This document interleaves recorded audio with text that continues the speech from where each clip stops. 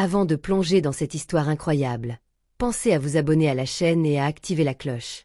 Ici, chaque récit a quelque chose à dire, et vous ne voudrez pas en manquer un seul. Le soleil déclinait lentement sur la petite ville de Westwood, une bourgade nichée sur la célèbre route 67, un chemin de campagne fréquenté par des voyageurs à la recherche d'un répit avant de reprendre la route. Le route 67 Café, avec sa façade en bois fatigué et son enseigne usée par les années, était l'un des seuls établissements ouverts en soirée. L'endroit avait un charme simple mais accueillant. Les habitués, principalement des camionneurs et des voyageurs de passage, venaient y chercher plus qu'un simple repas.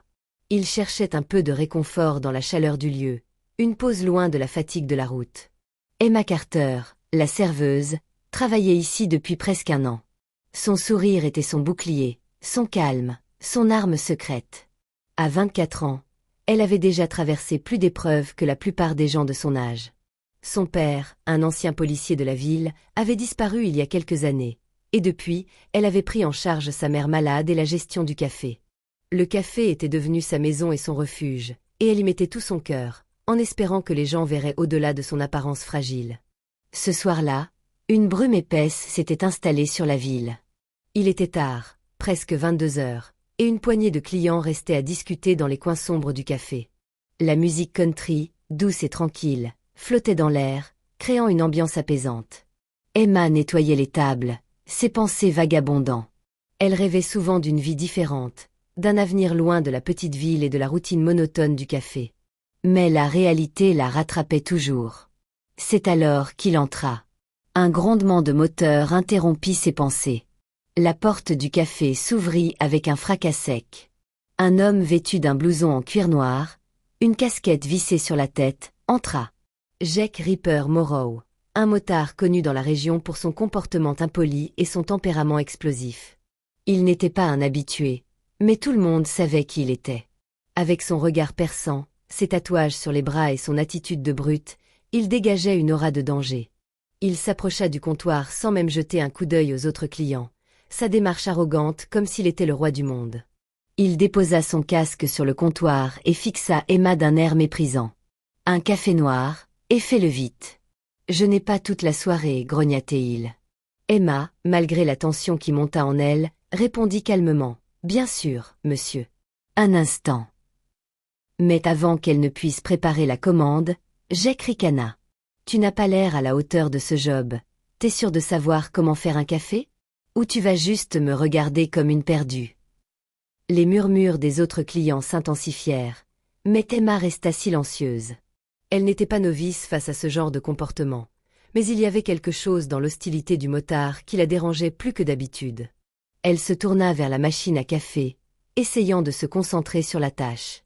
Le bruit du moteur de la moto à l'extérieur résonnait encore dans l'air. « Tu t'entraînes à ne rien faire, ou t'es juste trop nul pour un boulot comme celui-ci. » Jack lança, sa voix plus forte maintenant, cherchant visiblement à attirer l'attention. « C'est vraiment tout ce que tu es, hein?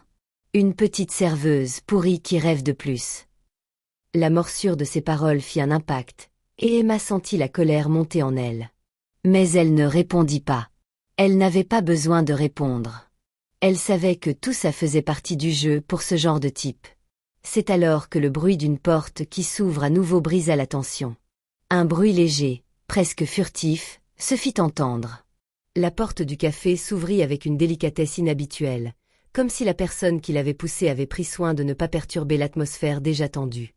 Il s'agissait d'un son si subtil que, pendant un instant, Emma se demanda si elle l'avait réellement entendu. Mais en levant les yeux, elle distingua une silhouette qui traversait l'entrée. Une silhouette calme, presque irréelle dans cet endroit poussiéreux, et pourtant, d'une présence indéniable. L'homme qui entra portait un long manteau sombre, un manteau légèrement éparse, comme s'il venait de sortir d'une brume lointaine. Ses cheveux étaient légèrement éparpillés sur son front, comme s'il venait de se réveiller d'un sommeil profond et rêveur. Il était d'âge moyen, sans être vieux, mais avec cette aura qui venait des années d'expérience, un mélange de calme et de sagesse qui semblait lui conférer un pouvoir invisible. Il avançait avec une élégance inébranlable, chaque pas mesuré, presque gracieux, comme si le sol sous ses pieds s'adaptait à sa démarche. Jackie-chan. Bien que son visage fût familier à quiconque avait déjà vu ses films, il portait un regard plus serein, plus distant. L'homme que l'on voyait sur les écrans n'était plus, ou plutôt, n'avait jamais été. Celui qui se trouvait maintenant devant Emma était un inconnu, un simple voyageur dans un monde qui semblait lui appartenir de toute évidence. En entrant dans le café, il ne fit aucun bruit, il ne chercha pas à attirer l'attention, il se fondit dans la pièce comme une brise d'automne, légère mais imparable. Il observa brièvement les clients autour de lui, mais sans se laisser distraire, ses yeux s'arrêtèrent sur Emma, qui était encore en train de servir Jake, son esprit déjà perturbé par l'hostilité de ce dernier. Le regard de Jackie, quant à lui, était calme, presque apaisant, un contraste frappant avec l'atmosphère lourde de tension qui régnait dans le café. Il s'avança lentement, les gestes mesurés, et s'installa au comptoir avec une tranquillité déconcertante. Il déposa son manteau, se tourna vers Emma, et lui sourit d'un sourire subtil, mais réconfortant, presque comme s'il savait déjà ce qui se passait autour de lui. « Bonsoir. Un thé au jasmin, s'il vous plaît, dit-il d'une voix douce, presque musicale. C'est une soirée tranquille, n'est-ce pas ?» Ses paroles semblaient flotter dans l'air, douces et bienveillantes. Emma, prise de court par l'apparition de cet homme inattendu, se sentit momentanément désarçonnée. Le contraste entre sa présence sereine et le chaos qui venait de se déclencher dans la salle était saisissant. Elle avait l'impression qu'il était un anachronisme vivant, comme un personnage échappé d'un autre temps, un temps où les gens semblaient plus vrais, plus humains. Cela lui donna un étrange sentiment de réconfort, un sentiment qu'elle n'avait pas éprouvé depuis longtemps. « Oui, bien sûr, répondit-elle machinalement, ses mains tremblant légèrement alors qu'elle se dirigeait vers la machine à café. Un instant, monsieur. Mais au moment où elle se détourna pour préparer la commande, une ombre se leva derrière elle. Jake, dont les yeux avaient vaguement suivi Jackie, fit une grimace. Un rictus d'irritation, puis un éclat de défi dans son regard. Il n'avait pas l'intention de laisser passer cela. Son esprit était en mode combat, et Jackie, avec son calme implacable, représentait la cible parfaite. Jake s'avança brusquement, ses bottes frappant le sol avec un bruit lourd et menaçant. Il s'arrêta juste devant Jackie, trop près de lui, pour le défi. « Alors, on se croit au-dessus des autres, hein ?» Sa voix pleine de mépris. « C'est quoi, ton problème?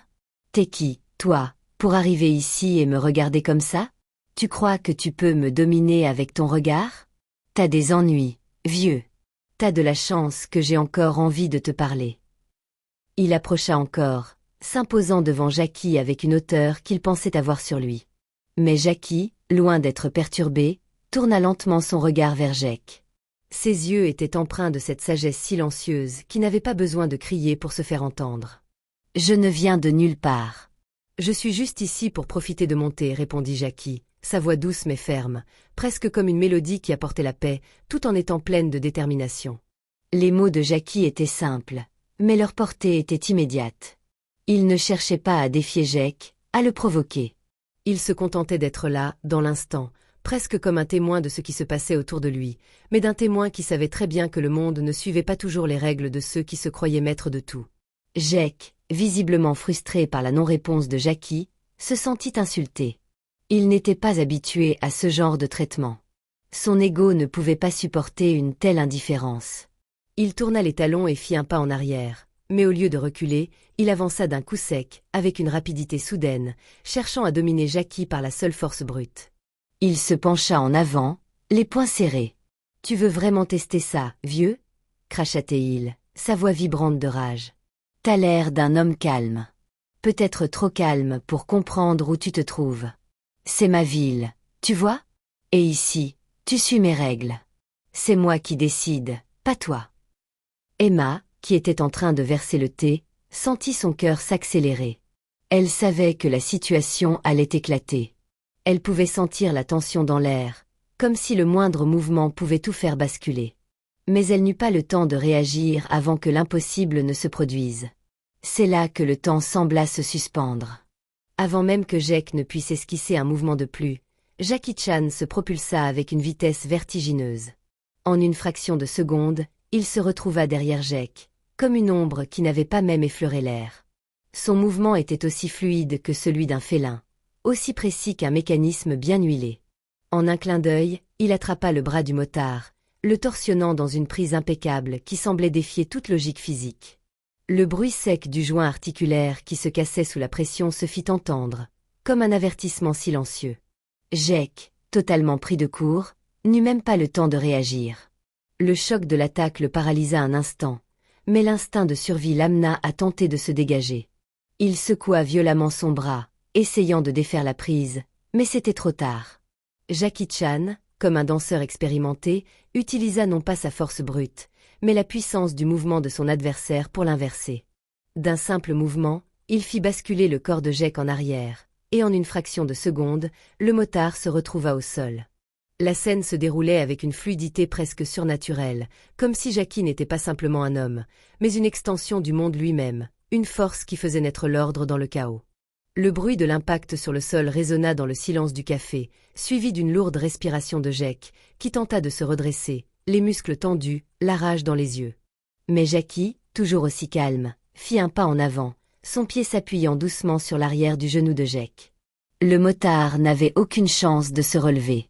« Tu te trompes de personne, dit Jackie, sa voix aussi calme qu'un ruisseau qui coule lentement, mais avec une autorité indéniable qui ne laissait aucune place à la discussion. Il n'y avait aucune hostilité dans ses mots, seulement la ferme certitude que l'équilibre devait être rétabli. La rue n'est pas ton terrain de jeu. Respecte ceux qui te montrent du respect. » Le motard, effondré, tentant de se dégager, grogna, son visage une caricature de frustration et de colère. Mais il était impuissant face à la maîtrise de Jackie. Il tenta une fois de plus de se relever, son corps tremblant sous l'effort. Mais chaque mouvement qu'il entreprenait était contré avec une précision glaciale. Jackie glissa à nouveau, se servant de la force de Jack pour le faire basculer en arrière, une manœuvre aussi fluide que le vent traversant les branches d'un arbre. En un clin d'œil, Jack se retrouva une nouvelle fois sur le sol, plus désorienté que jamais, incapable de se relever. Le regard de Jackie, inflexible mais non cruel, se fixa sur lui. « Maintenant, tu vas quitter cet endroit, avant que les choses ne deviennent plus désagréables pour toi, dit-il, la menace implicite dans ses paroles n'enlevant rien à la tranquillité de sa voix. C'était une simple vérité, claire et évidente. Jackie Chan n'avait pas besoin de crier, ni de faire des gestes grandioses. Il n'était qu'un homme parmi d'autres, mais son calme était sa véritable arme.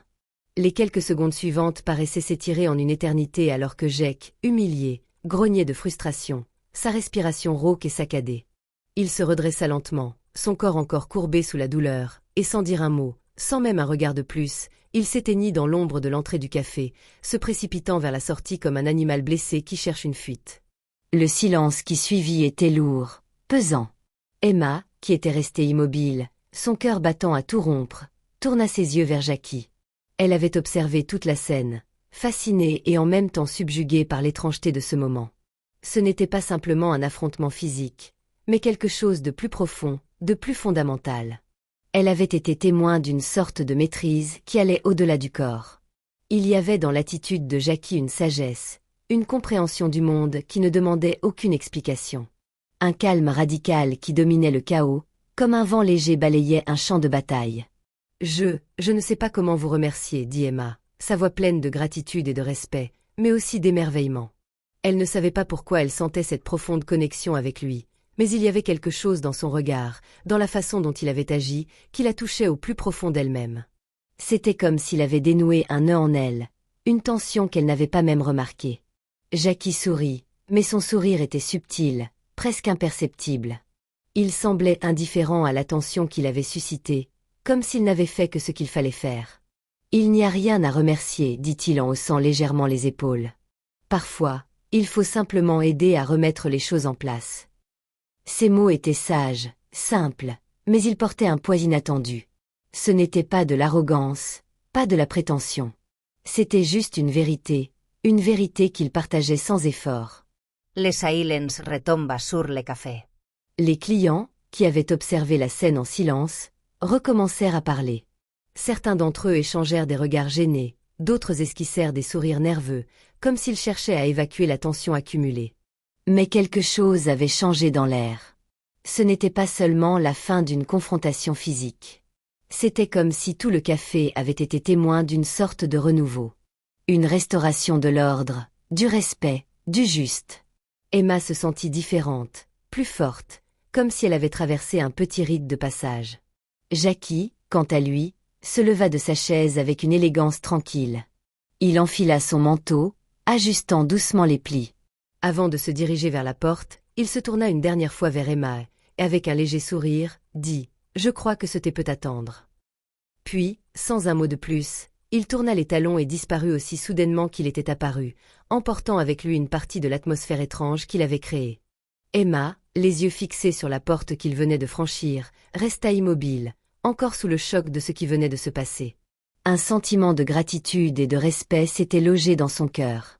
Elle savait qu'elle n'oublierait jamais cette nuit, ce geste, ce moment. Les clients recommencèrent à reprendre leur conversation, mais pour Emma, le Route 67 Café avait changé. Ce n'était plus seulement un lieu de passage pour les voyageurs fatigués. C'était désormais un lieu où l'impossible était possible, où des choses profondes et inattendues se produisaient. Et elle n'était plus simplement une serveuse dans une ville perdue. Elle avait été témoin de quelque chose de grand, un petit fragment de vérité qui l'accompagnerait toujours. Le Route 67 Café retrouva peu à peu sa tranquillité, mais cette nuit-là, il resta imprégné d'un souvenir impérissable.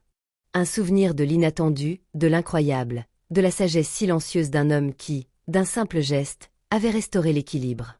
Ainsi, l'ombre de Jackie Chan disparut dans la brume de Westwood, mais son passage laissa une trace indélébile, comme une étoile filante qui traverse le ciel avant de se fondre dans l'obscurité.